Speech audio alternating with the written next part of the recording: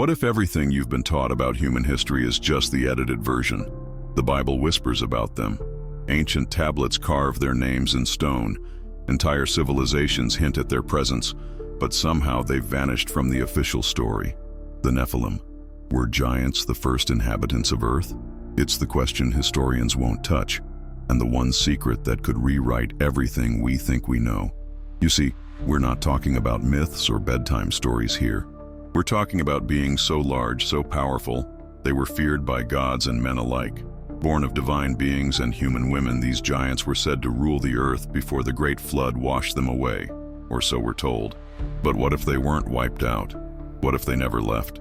From forbidden scriptures to hidden skeletons, from ancient ruins to modern conspiracies, this journey will uncover the evidence they tried to bury. And by the end, you might not just believe the Nephilim were real, you might wonder if they're still among us. So the question stands, were they humanity's first kings, or its greatest mistake? They say giants once walked the earth, not in fairy tales or fantasy novels, but right there in the Bible. The word Nephilim appears, almost tucked away like a secret too dangerous to dwell on. In Genesis 6-4, it states that there were giants in those days. But what does that actually mean? Were these towering beings real flesh and bone, or just poetic metaphors? Most pastors skip that verse or chalk it up to symbolism. But let's pause here. When ancient texts speak so plainly, why are modern interpretations so eager to blur the lines? The Nephilim. Were giants the first inhabitants of Earth? To truly grasp the weight of this mystery, one must look beyond Sunday sermons. The Hebrew term Nephilim comes from a root that means to fall, often linked to beings who fell from the heavens. Now imagine being a shepherd in ancient times, staring up at colossal footprints in the mud. What would you believe? These weren't just campfire stories. They were passed down with trembling reverence. The Nephilim. Were giants the first inhabitants of Earth? That question lingers, not as myth, but as a keyhole into a forgotten reality. Skeptics love to call it allegory. Oh, it's just a way to describe powerful leaders or corrupt rulers, they say. But here's a thought. Why would ancient scribes describe rulers as giants? Why not just call them tyrants or kings? The specificity of giants suggests something more literal, something observed. Eyewitness accounts, perhaps. It's not like ancient people lacked the vocabulary to describe power. They chose giants for a reason. The Nephilim. Were giants the first inhabitants of Earth? It's starting to sound less like fiction and more like edited history. Now consider this. If giants were purely symbolic, why would their presence spark fear and awe across multiple books of the Bible? Remember the tale of the 12 spies in Numbers 13:33? We seemed like grasshoppers in our own eyes, and we looked the same to them. That's not metaphor. That's intimidation. That's scale. That's a memory etched in terror. And more importantly, it shows consistency in how giants were portrayed. As real, as overwhelming, and as threatening. The Nephilim. Were giants the first inhabitants of Earth? It's a thread begging to be pulled. Let's not ignore how often religious institutions downplay these details. Not because they lack significance, but because they're too significant. If giants truly lived, then our entire understanding of human origins shifts. Suddenly, ancient stories become evidence. Myths turn into records, and history books start looking suspiciously thin. So it's worth asking, what else have we glossed over? The Nephilim. Were giants the first inhabitants of Earth? Perhaps that's the one question historians fear the most. And here's the twist. Once you open this door, it doesn't close easily. Because the Nephilim aren't exclusive to the Bible. Oh no, their fingerprints are scattered across cultures, continents, and eras. But before we leap too far ahead, there's a forbidden book, cast aside by mainstream religion, that dares to say more, much more. A book that fills in the gaps with chilling detail. In Genesis 6:1-4, there's a cryptic passage many readers gloss over without truly absorbing it. It speaks of the sons of God who saw that the daughters of men were beautiful and took them as wives. Their union, it says, produced the Nephilim. Now pause for a second. Why would the Bible, one of the most scrutinized books in history, mention such a bizarre detail if it wasn't important? The Nephilim. Were giants the first inhabitants of Earth? That verse isn't just suggestive, it's explosive. The phrase, sons of God, has sparked centuries of debate. Some say they were simply descendants of Seth. Others argue they were divine beings, angels or something like them. But the original Hebrew term, Bene Ha-Elohim, strongly implies heavenly origins.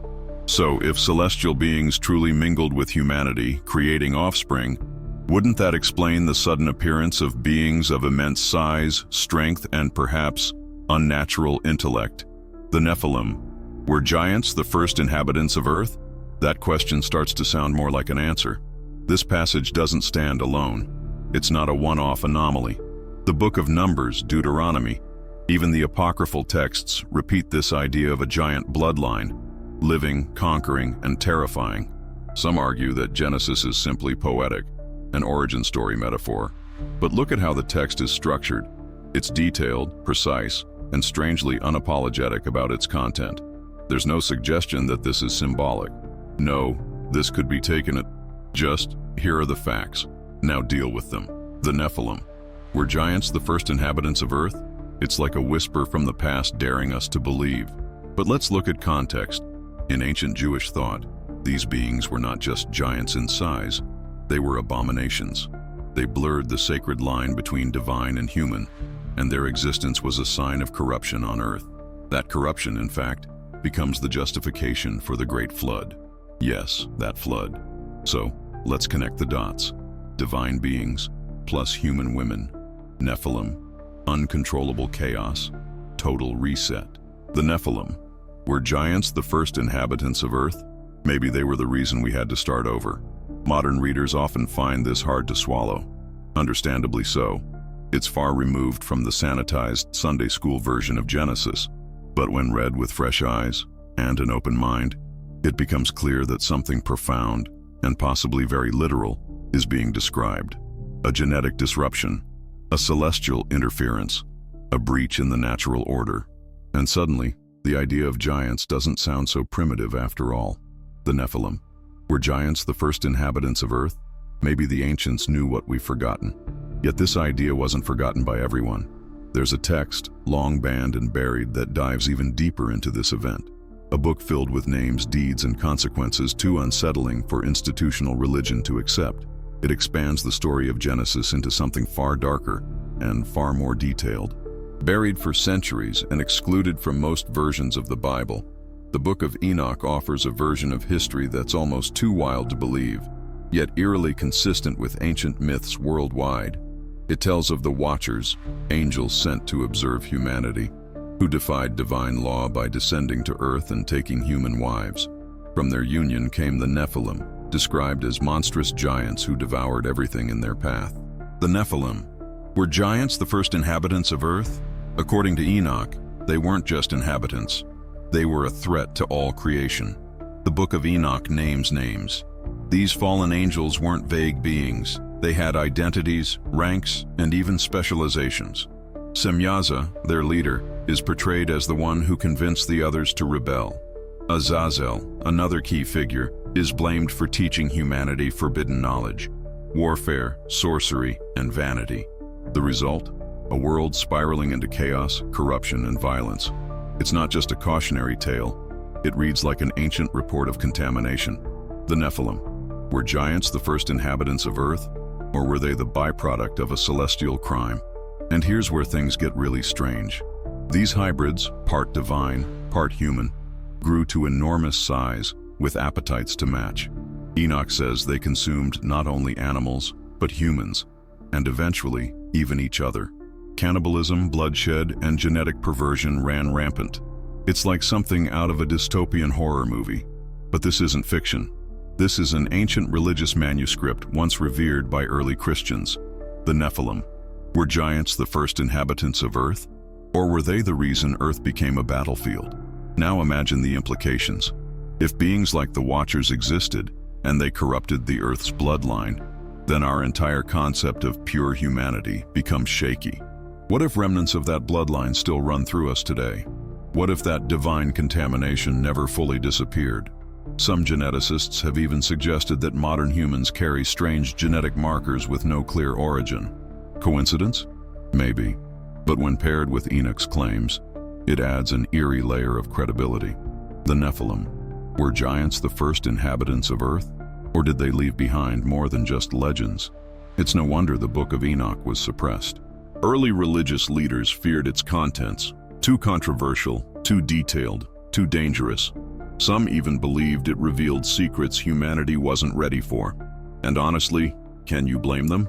It challenges everything: the nature of angels, the origins of evil, even God's role in human history. It paints a picture of divine beings acting out of lust, pride, and rebellion. Not exactly Sunday school material. The Nephilim. Were giants the first inhabitants of Earth? If Enoch is right, they were only the beginning. But what's most fascinating is how Enoch's account mirrors global myths. He wasn't alone in describing godlike beings falling from the sky and creating hybrid offspring. That's the next piece of the puzzle. Because if these stories appear in cultures that had no contact with one another, then maybe we're looking at something far bigger than just religious tradition. Maybe we're looking at a shared memory. Let's play a little game. What do ancient Greece, Mesopotamia, the Norse sagas, and Native American legends all have in common? Giants. Not metaphorical giants. Literal, sky-touching, earth-shaking beings. Each culture, separated by oceans and millennia, somehow tells a strikingly similar story. Titans in Greece, the Anunnaki in Mesopotamia, the Jötnar in Norse myths, and towering warriors in Native American lore. Either humanity had a global obsession with tall tales, or they were remembering something real. The Nephilim. Were giants the first inhabitants of Earth? It's starting to feel like a global breadcrumb trail. Take the Greek Titans, for example.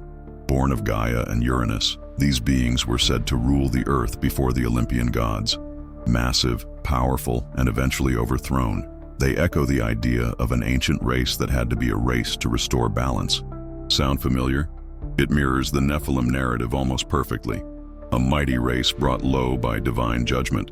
And just like in Genesis, their downfall marked the beginning of a new age. The Nephilim. Were giants the first inhabitants of Earth? In Greece, they were the first rulers of the world. Now swing over to Mesopotamia. The Anunnaki weren't just gods. They were described as beings who descended from the heavens and shaped mankind. Some texts even hint that they interbred with humans. That hybrid theme again. In Sumerian tablets, there are depictions of giants standing beside smaller humans, suggesting size wasn't just artistic exaggeration. These beings were revered, feared, and said to dwell in deep places, like mountains or the underworld. The Nephilim. Were giants the first inhabitants of Earth? Or did the Sumerians just call them by a different name? Then there's Norse mythology. The frost giants, or Jötnar, weren't merely villains.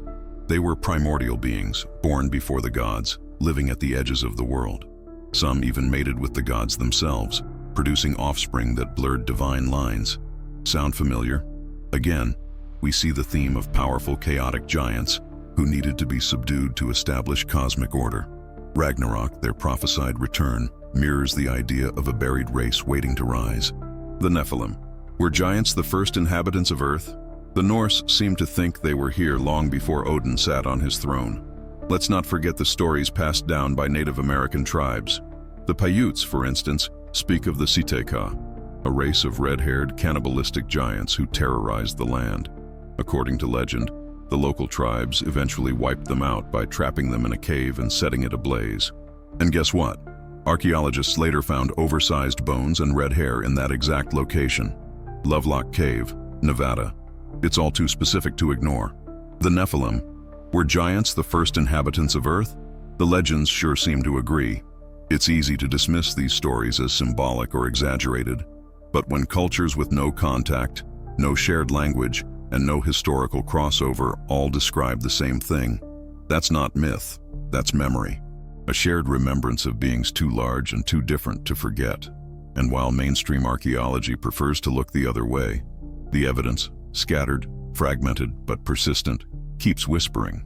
The Nephilim. Were giants the first inhabitants of Earth? Or are they the hidden chapter of humanity's earliest days? And if these beings really did exist, then surely there must be physical evidence. Bones, skulls, traces too large to deny. But here's where things get really strange. All around the world, stories have surfaced. Strange, scattered, and eerily consistent. Farmers digging wells, miners opening caverns, archaeologists stumbling upon bones too large to belong to any known human. Newspapers from the 1800s and early 1900s are littered with accounts. 10-foot-tall skeletons unearthed in the American Midwest, skulls 3 times larger than normal found in Peru, massive femurs in India. Then, just as quickly as they appear, the stories vanish. No follow-up, no museum displays, just silence. The Nephilim. Were giants the first inhabitants of Earth? If so, where did their bones go? The Smithsonian Institution has come under fire repeatedly for its alleged role in this mystery. Whistleblowers, researchers, even old court cases suggest that giant bones were quietly confiscated, then hidden away or destroyed. Why? Were they fakes? Or was their existence too disruptive to the official timeline of human evolution? You see, if giants really lived among us, it would crack open our history books like an eggshell, and not everyone's ready for that. The Nephilim.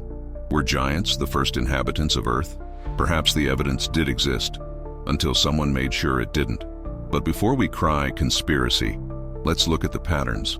These bones show up in places that match mythological hotspots. Lovelock Cave in Nevada, the mounds of Ohio, the deserts of Saudi Arabia, and the mountains of Afghanistan. Each time, locals already had stories of giants passed down through generations. So the bones didn't create the myths. The myths predicted the bones. That's a very different conversation. The Nephilim.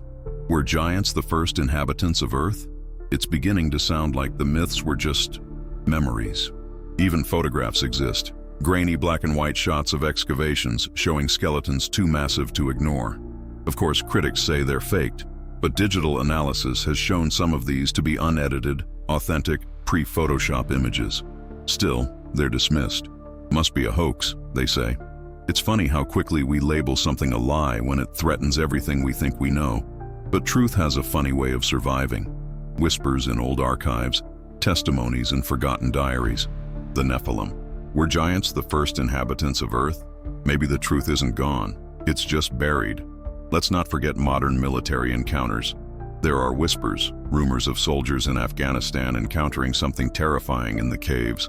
Red-haired giants, aggressive and intelligent. One particular story, the Kandahar giant, describes an enormous humanoid killed by U.S. forces, airlifted out, and erased from the official record. Outlandish? Sure. But the soldiers telling the story have names, ranks, and consistent details. When fiction starts sounding like a classified report, it's time to listen. The Nephilim. Were giants the first inhabitants of Earth? Or are they still being fought in the shadows? But here's the real question. If evidence of giants truly exists, and if it's being hidden, why? Who benefits from keeping this knowledge from the public? What's so dangerous about knowing giants once walked among us? Perhaps, just perhaps, they weren't simply big humans. Perhaps they were something more. Something tied to the very origins of civilization, and to the secrets someone doesn't want us to rediscover. So, let's ask the uncomfortable question. Why would giants be erased from history? If they were just myths, why go through the trouble of scrubbing them from textbooks, museums, and public consciousness? The truth is, history isn't always written by the victors. Sometimes it's edited by those who control the narrative. And giants, especially if they were divine human hybrids, don't fit neatly into any of our tidy scientific or religious categories. The Nephilim. Were giants the first inhabitants of Earth? If they were, their existence might unravel everything we think we know about our origins. Imagine what it would mean if humanity wasn't alone in its development. If another race, stronger, larger, and possibly more advanced, walked the Earth before us. That changes the whole story. Evolution, religion, power. It all becomes uncertain, and institutions hate uncertainty. That's why you'll rarely see giants mentioned in mainstream history books. Not because the evidence is lacking, but because the implications are too explosive. The Nephilim. Were giants the first inhabitants of Earth? That truth might be too powerful to let out unchecked. Some researchers suggest that knowledge of the Nephilim and the beings that created them has been preserved, just not publicly. Occult orders, secret societies, and ancient priesthoods may have guarded this information for generations. The idea isn't new. Ancient mystery schools spoke in code, symbolism, and allegory. But if you know what to look for, References to the Nephilim are everywhere, in old architecture, religious art, and esoteric writings. It's not that the truth was destroyed, it was just hidden in plain sight. The Nephilim. Were giants the first inhabitants of Earth? Maybe that's the secret behind all the symbols we don't quite understand. There's also the psychological angle. People like consistency. They like safety. The idea that giants once ruled the earth, bred with angels, and possibly sparked the Great Flood. That's terrifying. It threatens the story of human supremacy. It suggests we weren't the first, and we might not be the last. So maybe the truth wasn't buried maliciously. Maybe it was buried to protect our collective sanity. The Nephilim. Were giants the first inhabitants of Earth? That idea is like a lit match in a room full of dry paper. Let's also consider power. If ancient civilizations had contact with giants, or learned from them, what knowledge did they pass down? Lost technologies, forbidden sciences, alternative energy. Control that narrative, and you control who has access to power. That's why certain texts were banned, certain artifacts lost, and certain discoveries quickly debunked. Not because they were false, but because they were dangerous. The Nephilim. Were giants the first inhabitants of Earth? Maybe someone's afraid of what that would unleash in the modern world. And here's the kicker. We're not just talking about the past. Some believe these beings aren't entirely gone, that remnants still exist, in bloodlines, in isolated regions, or even behind the veils of other dimensions. As wild as that sounds, it would explain why this topic is so fiercely protected, denied, and dismissed. The Nephilim. Were giants the first inhabitants of Earth? Or are they still watching us from the shadows, waiting for the right time to return?